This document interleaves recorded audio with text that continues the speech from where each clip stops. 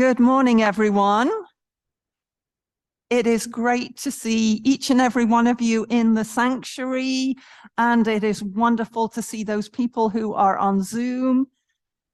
You look stunning, and thank you for waving. That's awesome. Fantastic. Okay, so things are happening at Richmond United Church, and we've had a number of events already this fall. I guess the big one was the book event, and lots of people came through this building over 2 days, and there really was a great spirit that was present. And after expenses, $3,000 was raised. So that is fantastic. So $1,000 is going to go to straight into the operating fund of Richmond Hill United Church. $1,000 is going to the Richmond Hill Food Bank, and $1,000 is going to an Indigenous project. Now the details have been sorted out, but we will let you know hopefully by Thursday via the newsletter. So things that have come out of that amazing project that I know took a huge amount of work. My message, sermon, whatever you want to call it, some people like to have copies of that, and I'm very, very happy to email it to you. One person says that they want it every week, irregardless. So I ping it off to her. But if you are interested, then please let me know and I can get that to you. And a reminder about how important it is for us to gather as community. And one of those opportunities is the coffee and juice and tea after worship. And that is happening today. But I know that you've heard from Donna that this is an opportunity. If you would like to be part of that, the sign-up sheet is in Centennial Hall on the side there. Please sign up for one of the Sundays. That would be fantastic.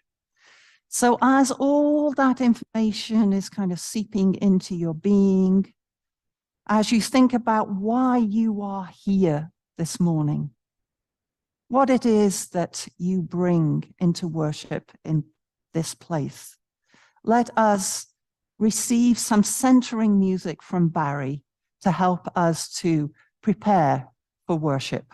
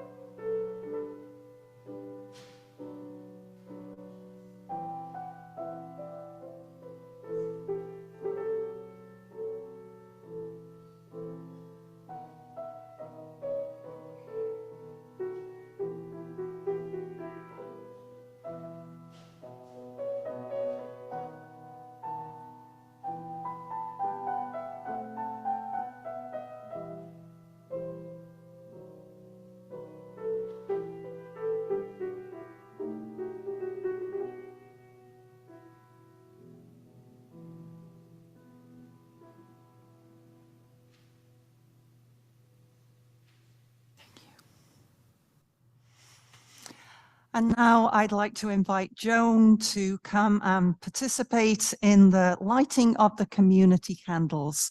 Joan, if you want to come and stand behind.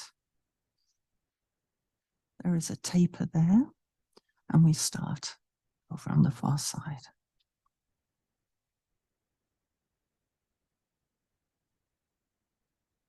We light the candle of our faith in Jesus, the radical who teaches us to live love in the world, and the candle of affirmation, whose light draws the circle wide and says that every single person is welcome in this place.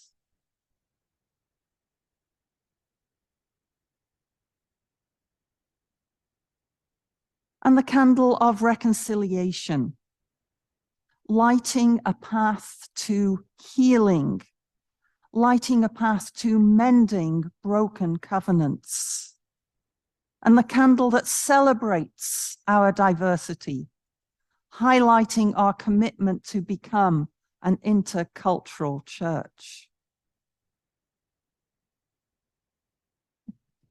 You got it. Thank you, Joan.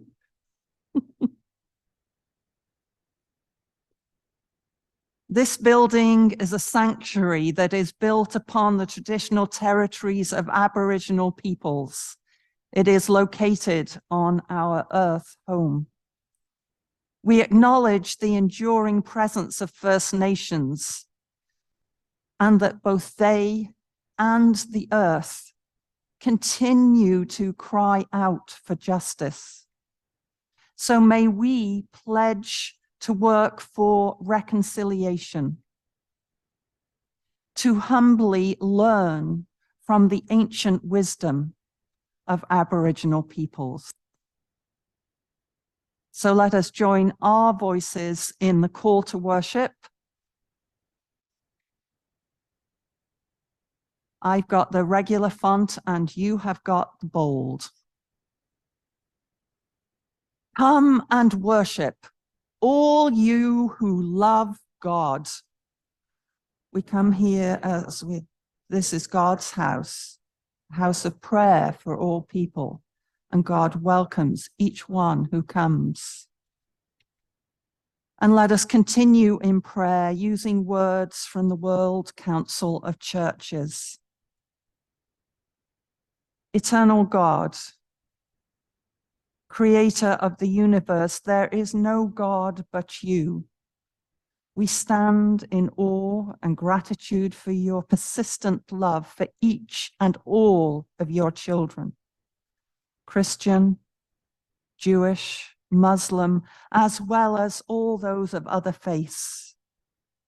And we pray that we each develop mutual respect in word and deed, restraint in the exercise of power, and the will for peace and justice for all. May it be so. Amen. And in our hymns, you are going to be hearing a lot about neighbor. All the images that you will be seeing are an interpretation, a visual interpretation of that story, the Good Samaritan. So I'm just giving you a heads up. I know that many of you do look at the images as well as the words, but I'm asking you to pay particular attention today for the diversity of the images as well as the words. So let us sing When I Needed a Neighbor. It is Voices United 600.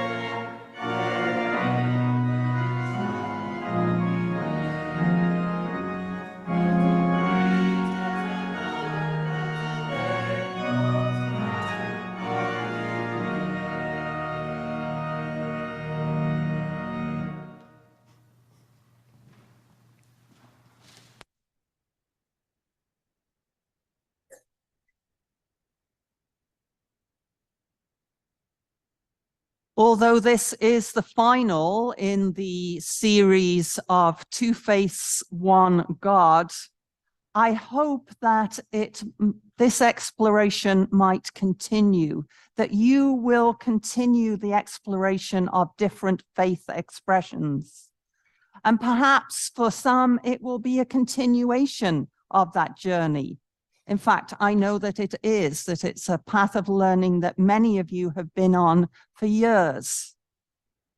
And again, this morning, I am going to draw upon the life experience, particularly of Dr. Amir Hussein, but also many other people, as we think about how it is that we can learn from one and another, Christian, Muslim, all the different array of faith expressions, and think about exploring that path of coexistence. So we're going to hear two ancient scriptural stories. I'm going to begin with a piece from the Quran, and then we will go into Christian scriptures. So this is found in chapter 42, and it's verse 13. God has ordained for you believers of the way, which was decreed for Noah, and it was revealed through the prophets and decreed for Abraham and Moses and Jesus, commanding, uphold the faith and make no divisions in it. So let us think about what that path of coexistence looks like as we hear the story from Christian scriptures, and Carolyn Beland is going to share that with us on Zoom.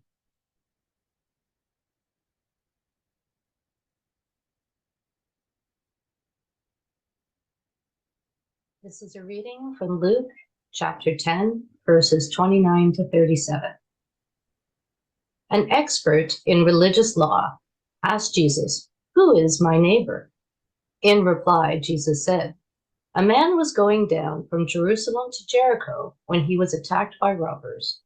They stripped him of his clothes, beat him, and went away, leaving him half dead. A priest happened to be going down the same road, and when he saw the man, he passed by on the other side. So too, a Levite, when he came to the place and saw him, passed on the other side. But a Samaritan, as he traveled, came where the man was, and when he saw him, he took pity on him. He went to him and bandaged his wounds, pouring on oil and wine. And then he put the man on his own donkey and brought him to an inn and took care of him. The next day, he took out 2 denarii and gave it to the innkeeper with the instructions, 'Look after him,' he said, 'and when I return, I will reimburse you for any extra expense you may have.' Which of these 3 do you think was a neighbor to the man who fell into the hands of the robbers?" The expert in law replied, "The one who had mercy on him." And Jesus told him, "Go and do likewise." Thank you, Carolyn. And now the choir is going to share an anthem. It's by Michael Hellman. And again, it is sharing that whole theme that we're on this morning. It is entitled, Love Your Neighbor.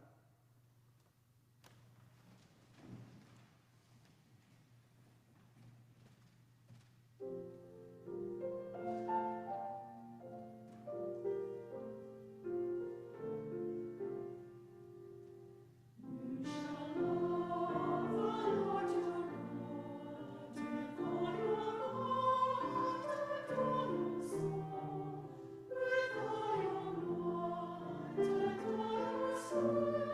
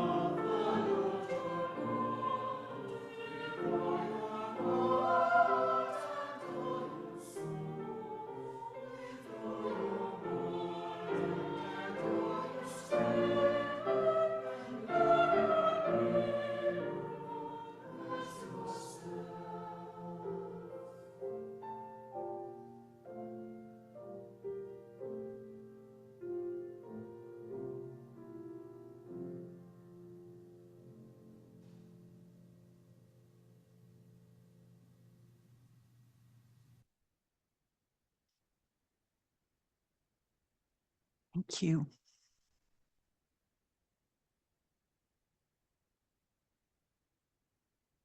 The choir are making their way down so that they can also see the images that I will be sharing as part of this message, and they don't get a crick in the neck trying to look around at the big screen.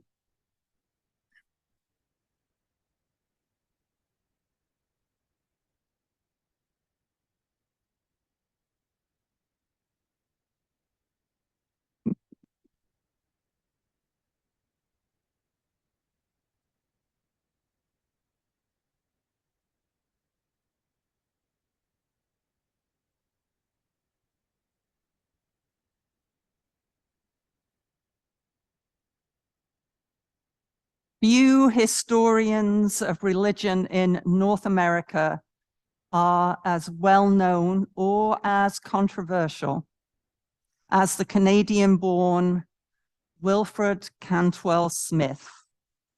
His sometimes contentious reputation was not mentioned, though, in his obituary that appeared in February 2000. That lauded him as one of the past century's most influential contributors to interfaith dialogue and the comparative study of religion. He said, "Religious truth lies not in systems, but in people. It's the people that are important." And this is something that he lived himself, and there's a great story about that. I'll share it in a minute. And it's a story that can apply equally well to people of Muslim faith as Christian faith. And those are not my words, that's Professor Amir Hussein, who believes that. They both, Dr. Amir Hussein and Cantwell Smith, both began their studies at the University of Toronto. And this is where this story comes from. A student, not knowing that Professor Smith was also an ordained minister in the Presbyterian Church, asked him, "Professor Smith, are you Christian?" Now, if the question had been, "Are you a Christian? Are you a Christian?" then the answer would have been a simple yes. Instead, this question required deeper thinking. So Professor Smith thought for a moment and repeated the question, "Am I Christian? I don't know. Maybe I was last week on a Tuesday at lunch for about an hour. But if you really want to know, ask my neighbor."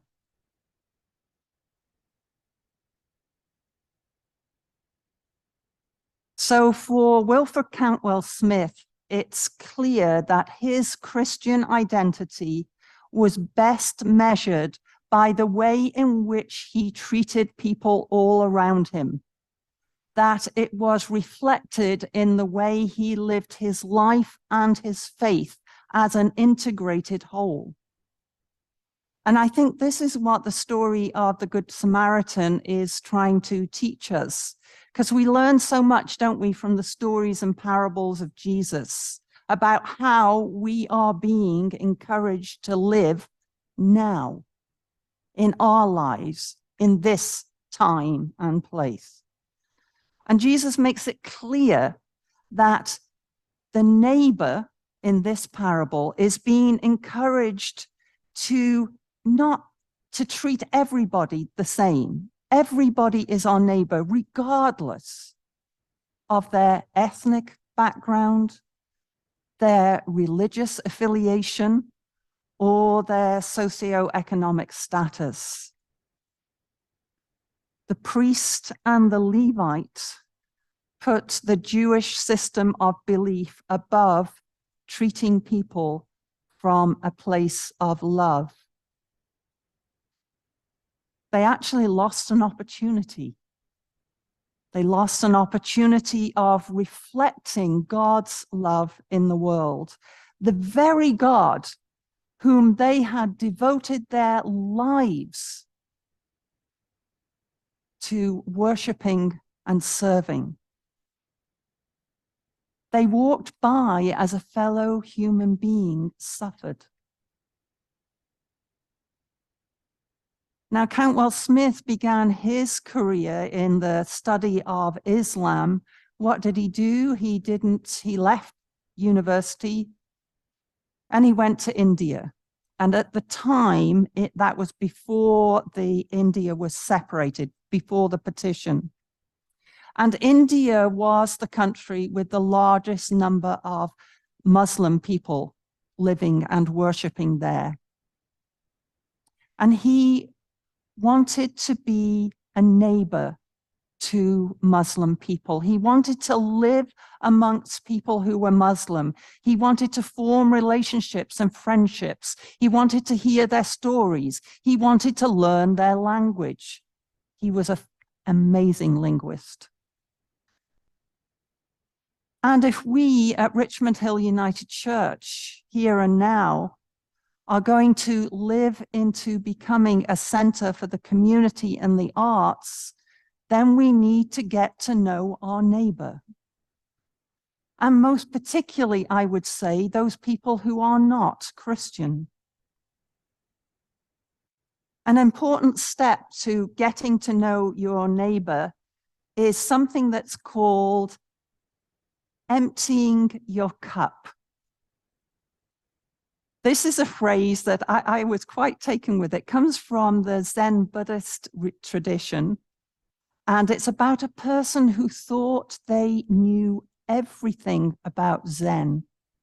And they went to visit a Zen master. And as the conversation unfolded, it became apparent to the Zen master that this person wasn't so interested in learning or having a mutual conversation. What they wanted to do was to show off their knowledge. So the master began to serve tea. And he kept pouring and pouring. And when the cup was full, he didn't stop. He kept pouring so that the tea spilt over onto the tray. He kept pouring and the tea spilt from the tray onto the floor. And eventually the guest implored him, please, please stop. Which the Zen master did. And then asked his guest, how can you learn if you don't first empty your cup? As we engage in conversations with others, it's crucial that we begin from a place of humility if we genuinely do want to learn from the other. And Dr. Amir Hussain suggests that this empty cup metaphor can be a really helpful one. And he suggests that it can help us if we truly do want to engage with people who are different from us. And he makes some suggestions about engaging with people from the Muslim faith. He has 5 of them. So he says, first off, don't start with the provocative questions. You know, those ones that might cause offense. Why do Muslims hate Christians? Why is the Quran a book of violence? You know, those kind of stereotype things. Don't start there. And be aware of the source of the information that you think you might know. Does it actually come from someone who is a practicing Muslim? Realizing that there will be many different expressions of that. He suggests that we don't come to the dialogue with the idea that the person you are in conversation with is responsible for all the terrible, terrible acts that have been committed by people who call themselves Muslim. Equally well, I would hope that I would not be made responsible for all the terrible things that have happened in the name of Christianity. He says, be aware of what we do as humans. It's a thing that all of us do. We tend to talk about somebody else's religion or belief system as it is, but we talk about our own as we hope it might be. There's a huge difference there. That, by the way, is coming from Wilfred Cantwell Smith.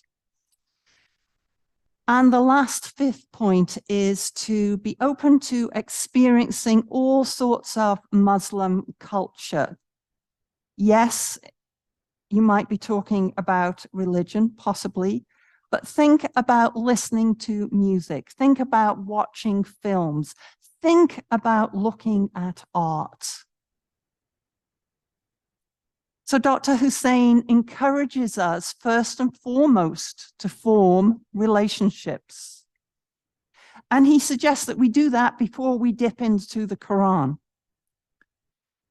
He is saying that that is probably the last stage in the dialogue. And he also talks a little bit about interfaith services. And I've got something to learn from this one, because I've been part of quite a lot of interfaith services. And he suggests that you don't hold the interfaith service in a sanctuary. Every single one that I've been a part of has been in a sanctuary. He suggests that a hall or a gym would be a better place. So for us, Centennial Hall might be a good location, because that says that I really do want to learn from you. I want this to be a respectful dialogue and not have all the symbolism and trappings of my faith. Something to think about. And Muslims and Christians have been in each other's lives since the 7th century. It's a long, long time. So we didn't develop in isolation. Today, Muslims are our neighbors, and there is absolutely no place for continuing the colonial attitudes of conversion and persecution.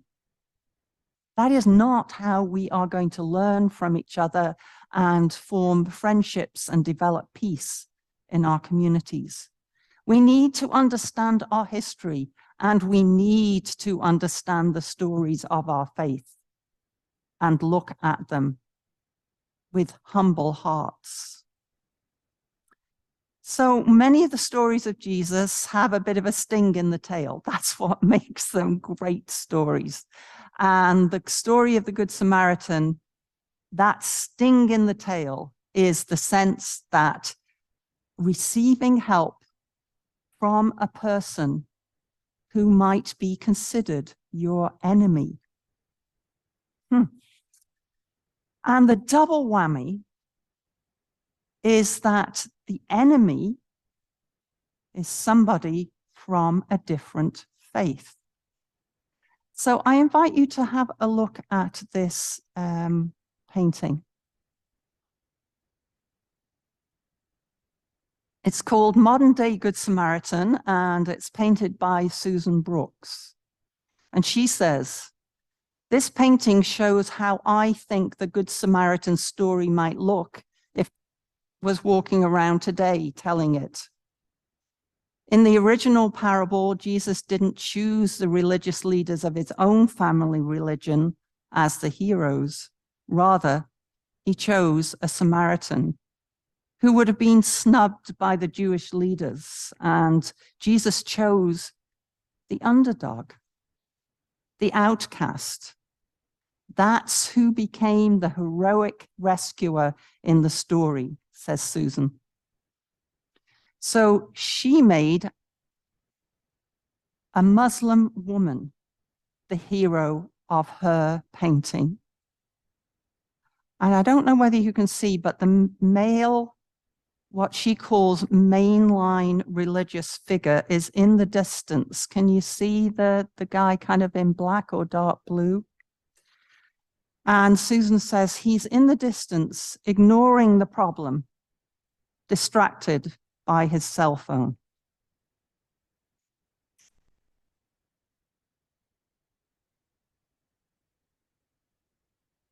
That is a powerful image. So the relationships between Christians and Muslims are conflicted. And some Christians believe that Islam represents a threat to the Christian church and to Western civilization. Within the context of the Good Samaritan, though, that idea is challenged.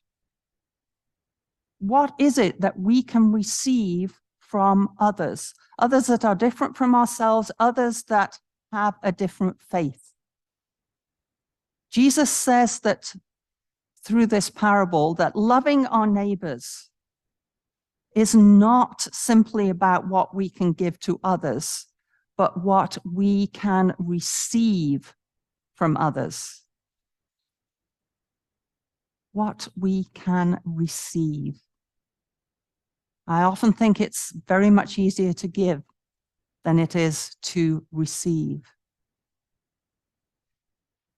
In his speech, "I've been to the mountaintop," Dr. Martin Luther King Jr.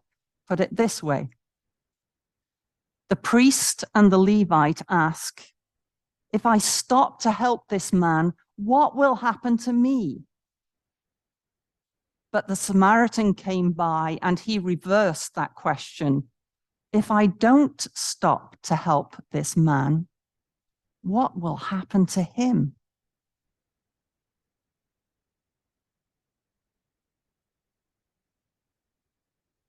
I'm going to close this message with some words from the Quran. This is purported to be the last sermon by the Prophet Muhammad.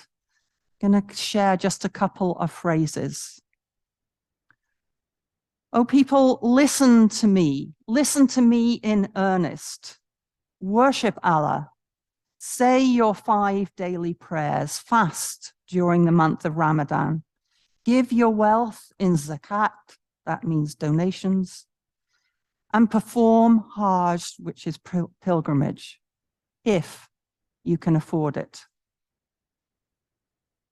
And then goes on to say, "And remember, an Arab has no superiority over a non-Arab, nor a non-Arab has any superiority over an Arab. Also, a white has no superiority over black, nor a black has any superiority over white, except by piety and good action." I believe that deep in our hearts, we do share a common story. And if we are able to act from that place, what a difference this world would be. So I ask you to join me in ending this message, because as you might well have gathered, that's a hymn. We are going to sing it together. It's called "Deep in My Heart," and it is in More Voices, number 154.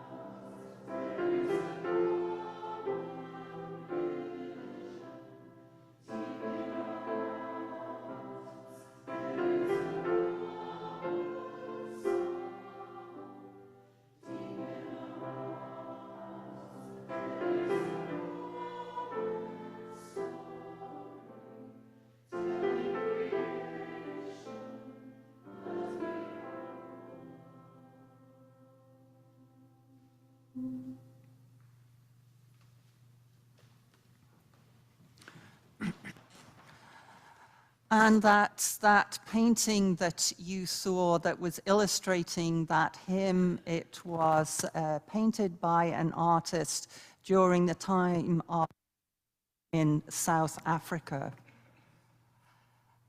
And that idea of flowing to freedom, that all of us are longing to reach freedom. How important that is.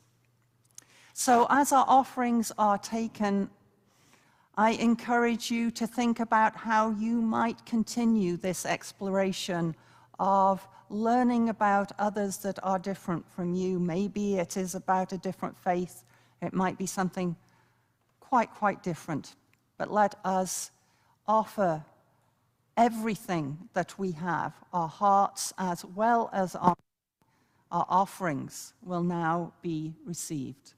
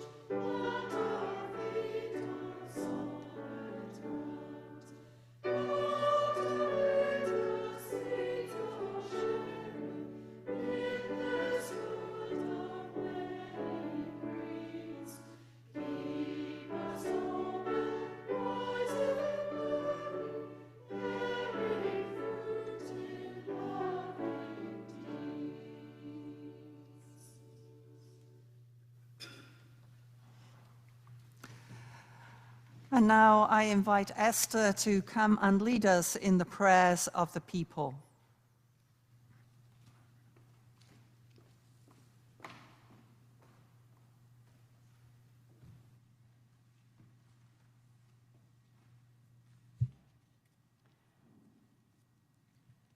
Let's come together in prayer.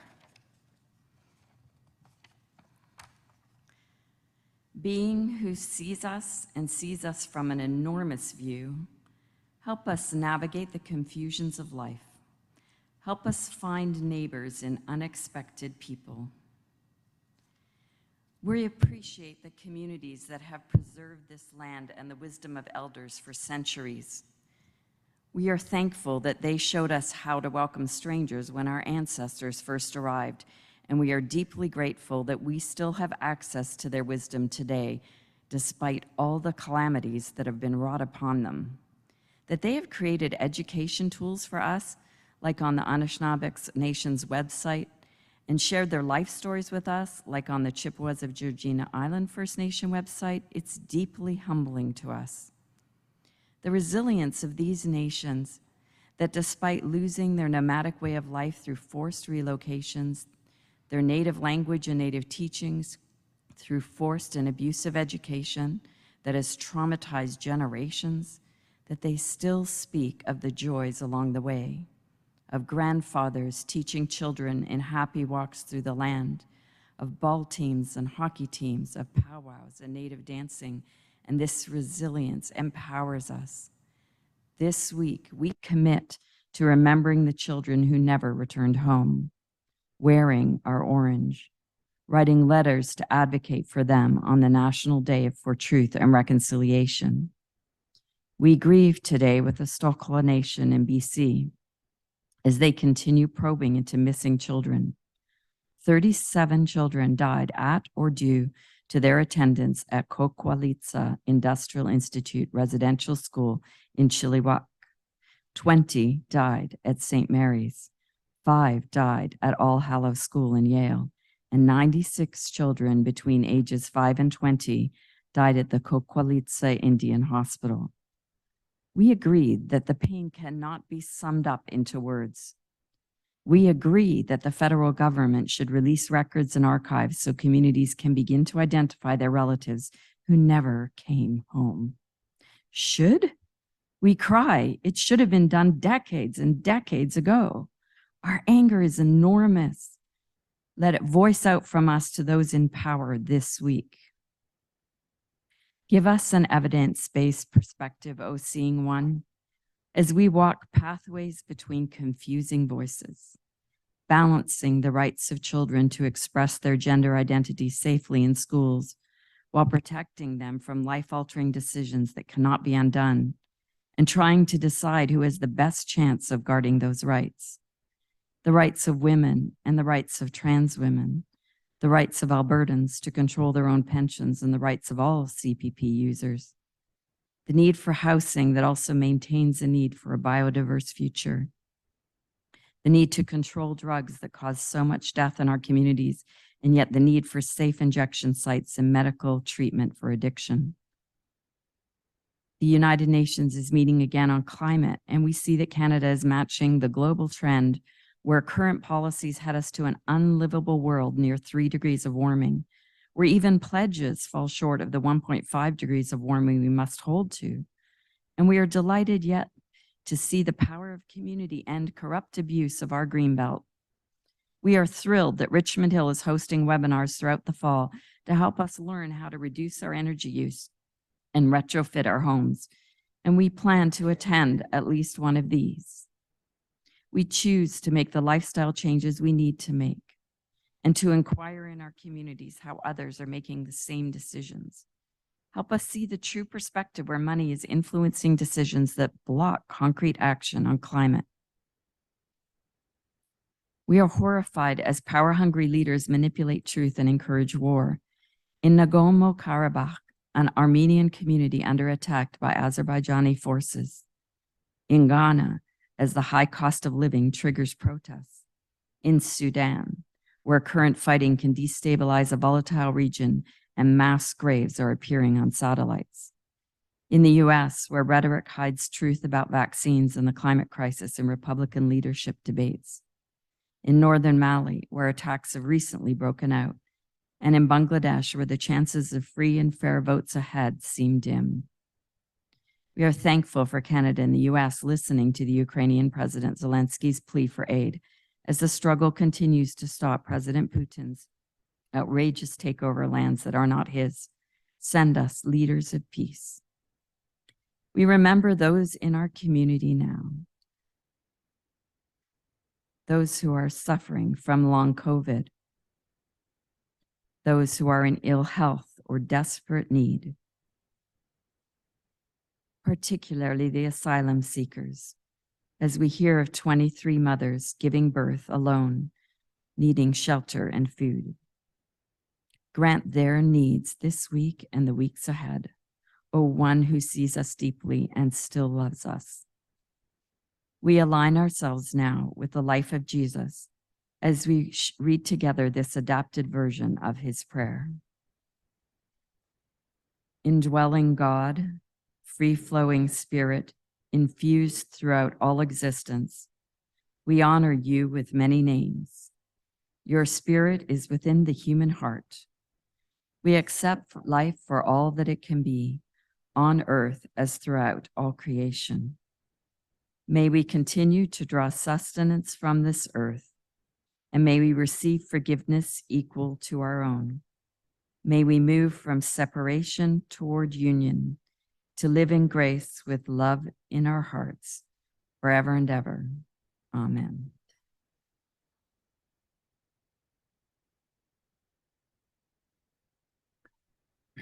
And let us sing the hymn, Draw the Circle Wide. It's More Voices 145.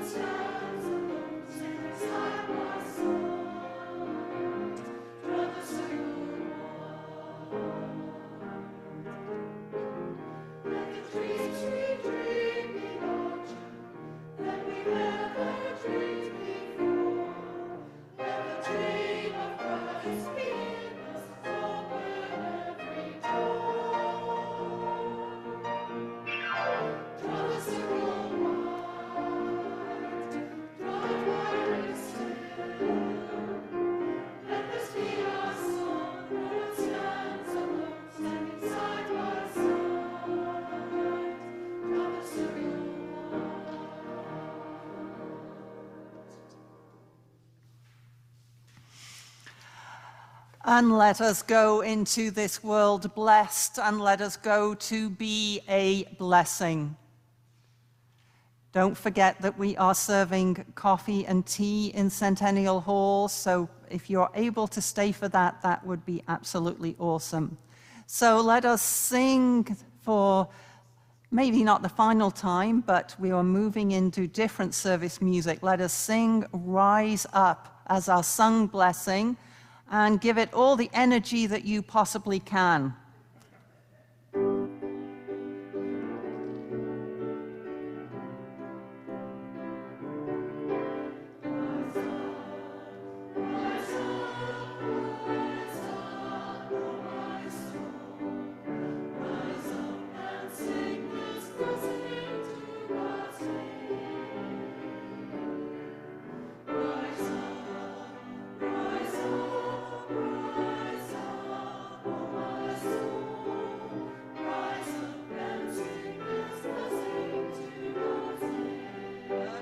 Here we go.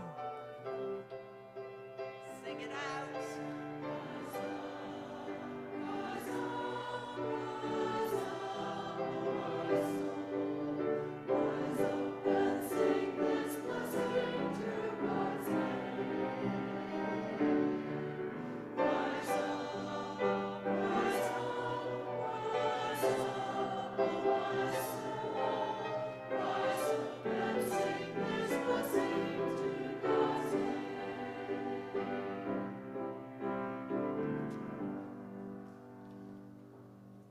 Wonderful, thank you. Please be seated to receive the postlude from Barry.